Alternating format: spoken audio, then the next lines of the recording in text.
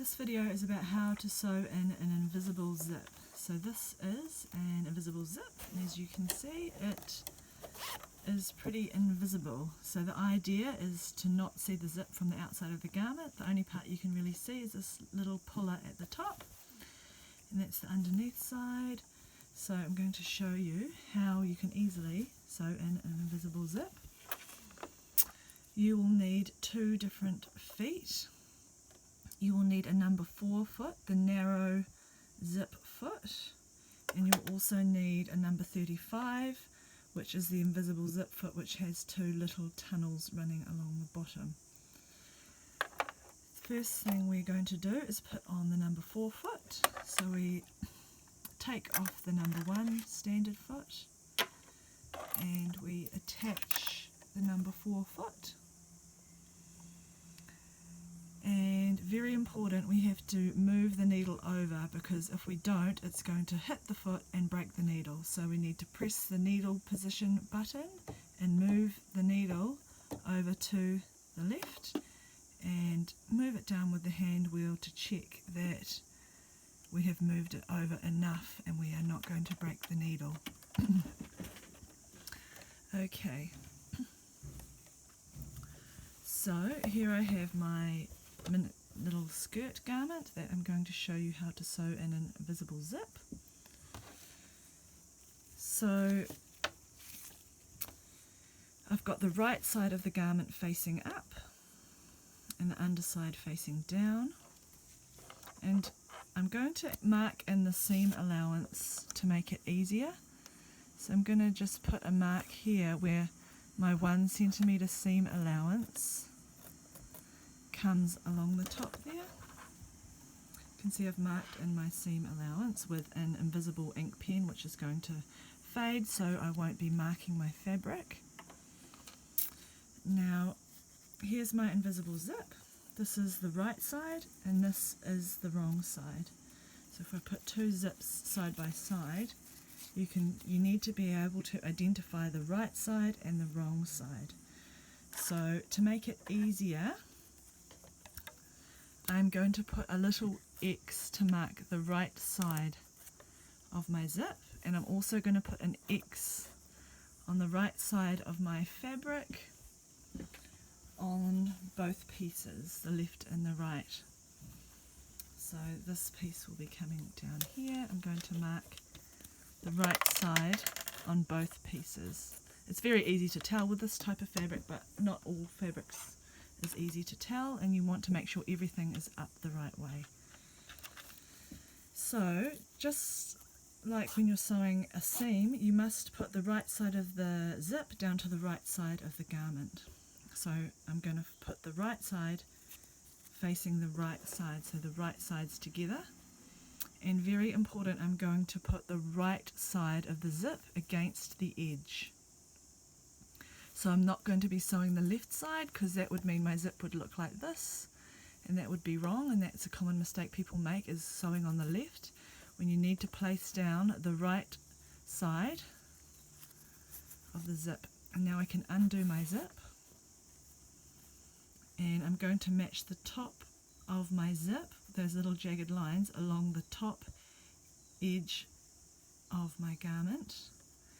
And I'm just going to pin my zip in place in a couple of places.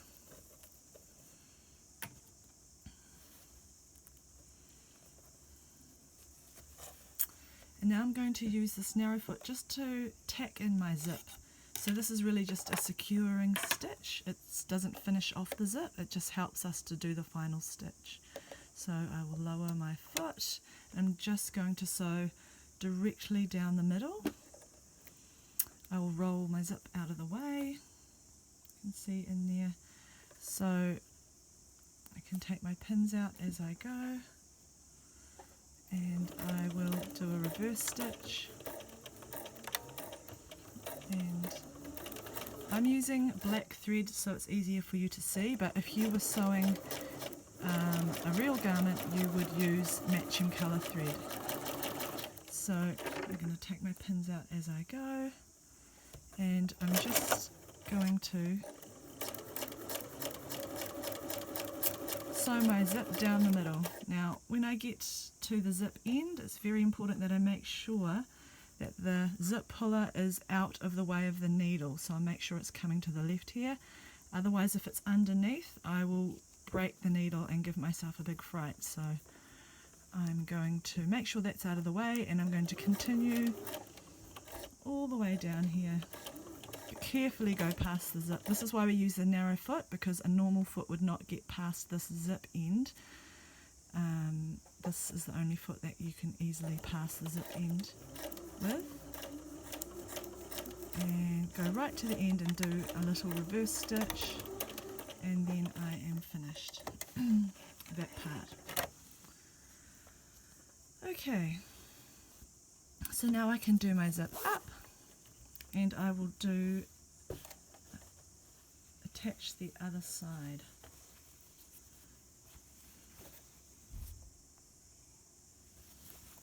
So I've sewn down here with my narrow foot.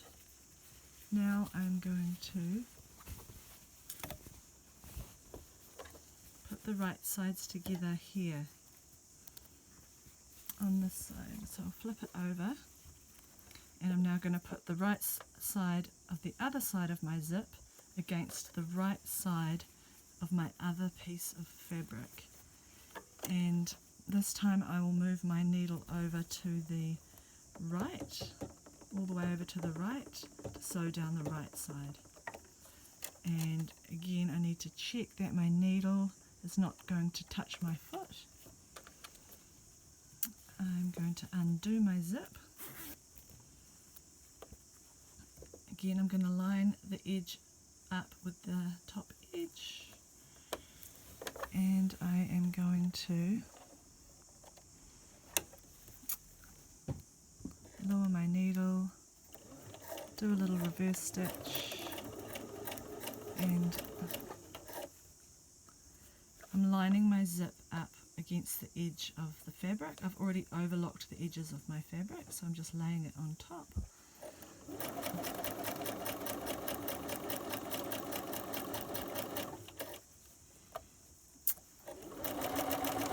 Using two hands to guide my fabric through. Once again, when we get to the zip end, I need to stop and make sure that the zip puller is out of the way of the needle, so it's going in the opposite direction of the needle, so that I won't accidentally sew over it. And I very gently go past the zip end and do a little reverse stitch at the end, and lift your foot up.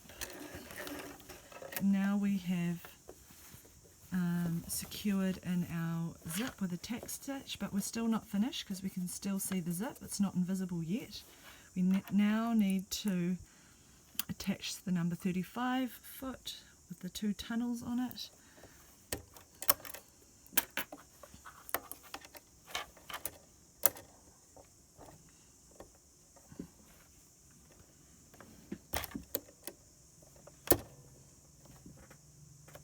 And put your needle position back to the middle, and just check that that's okay. Now I will do my zip up and turn it over.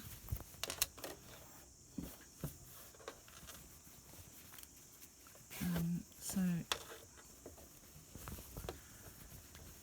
I need to get my zip in this position. I'm going to sew down each side individually. Now you need to roll out your zip so that the edge is standing up. If you sew it flat, it's not going to work. You need to roll it out with your fingers like this so that it is standing up. And I've got a foot here to show you what's going to happen, is that you are going to place this tunnel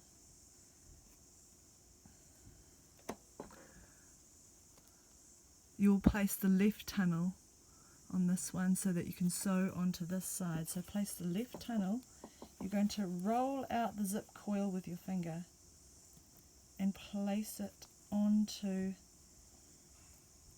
underneath that tunnel.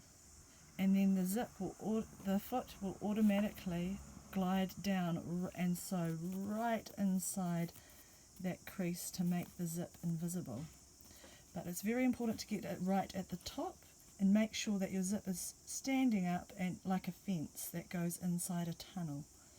And then you a common mistake is to just squash it flat and sew over the top of it, and then that doesn't work. So flick it out, make sure it's in the tunnel, and then the foot will automatically do the sewing for you, guide it into the right place.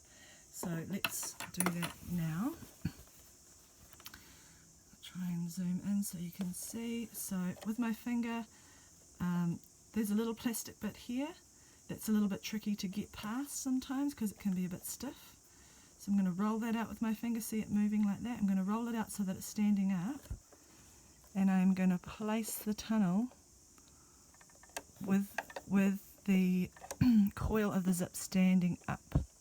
Now I can see that it's standing up and that the crease is here where the needle is going to go, and it's not being squashed flat. So just play around with this and get a good feel for it, and check with your teacher and make sure you've got it right before you start, because if you've got this right, the next part is easy. So you just lower your needle, very carefully do a reverse stitch, and then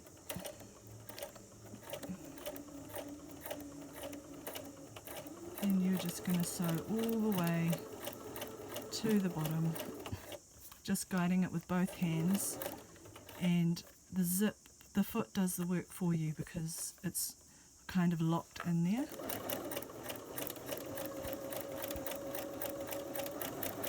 Now when you get to the bottom, make sure that your zip is pulled all the way to the bottom and that the toggle is out of the way. It has to be going down so that you don't sew over top of it. So I'm going to very gently sew all the way and very slowly until my foot just touches the zip end. So it's going to just nudge it. Once they touch, I know I'm at the end. I do a little, that was a mistake. I do a little reverse stitch here, and then I gently go back down so that they're touching, and I can take that one out. And do the same with the other side. So now I'm going down the other side. This time I'll be using the right tunnel. So here I will roll it out with my finger. See how it goes, rolls either way. I'm going to roll it so it's standing straight up again. Put the tunnel over the fence. Make sure the fence is standing up straight in the tunnel, and it's a bit hard with that plastic bit. Put my needle down gently. Very gently do a reverse stitch at the top, and use your hands to guide the fabric all the way down.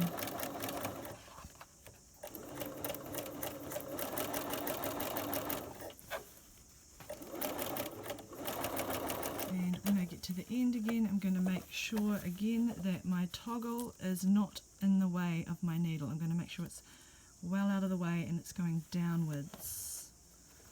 And I'm going to, so you might need to gently pull the fabric from the back to guide it, otherwise it's a bit stiff in there and it can get puckered and jammed. You need to gently, without pulling too hard, guide it through the tunnel. So I'm gently pulling from the back, and then I sew till these are touching, very slowly do a reverse, then I can take my fabric out, lift up my foot. Now I'm going to check what I've done, and I can do up my zip here, and I can see that my zip is indeed invisible. But now we need to finish off the bottom. We need to figure out how to close this part up and continue the rest of our seam. to do that, we need to switch back to the narrow foot again, the number 4 foot.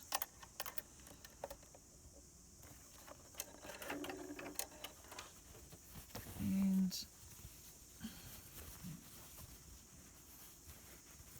going to move the needle over to the left again, making sure that I'm sewing on the left side of the foot and that the needle is not touching the foot.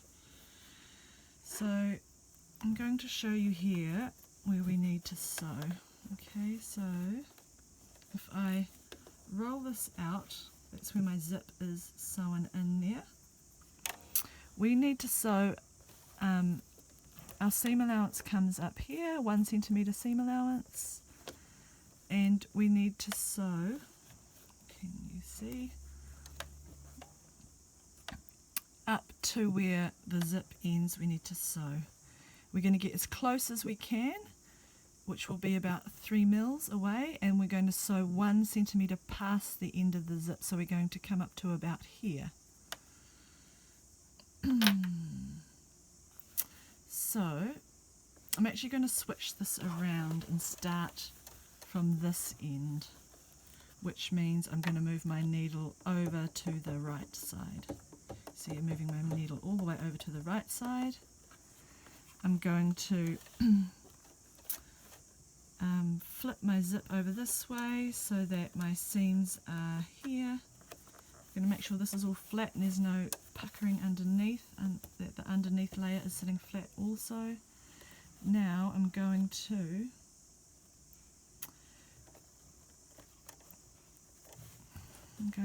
notice where the end of my zip is, and I'm going to move in close with this foot as close to the zip as I can. It's bulky here, so you won't be able to sew here. You're sewing next to the bulk. And the first thing I'm going to do is put my needle in as close as I can.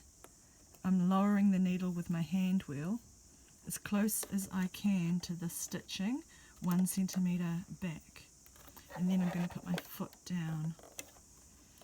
And I'm going to keep holding this out of the way. I'm going to use 2 hands. I'm going to do a very, very strong back tack here, because there is a lot of pressure on this point when you're pulling zips open and closed. So I'm going to reverse a couple of times. So I'm as close to this zip stitch as I can, and then I'm just going to continue all the way to the bottom of my garment with a 1 centimetre seam allowance, using the guide to make my seam allowance, and a reverse stitch at the bottom. I'll take it out. So this is what it should look like. Your zip ends here. Your zip end is here, and you have got in close with your narrow foot with your needle on the right, and put the needle as close as you can to the zip end, and you've overlapped it by about 1 centimetre here. You've back tacked really, really well, because that's always the first place that comes undone on a garment, is the bottom of the zip. And you've just continued a 1 centimetre seam allowance all the way down. And if we look at it now, our zip is finished, and you can see at the bottom it looks perfect. So we can close it all the way to the top. We've left an allowance. There's still a 1 centimetre allowance here, so that's going to be inside our waistband or our facing. It's very important that we have that allowance there and that we didn't trim the top of our zip off. And if you sewed your zip in with the edge of the zip against the edge of the fabric, you will naturally leave a 1 centimetre seam allowance at the top.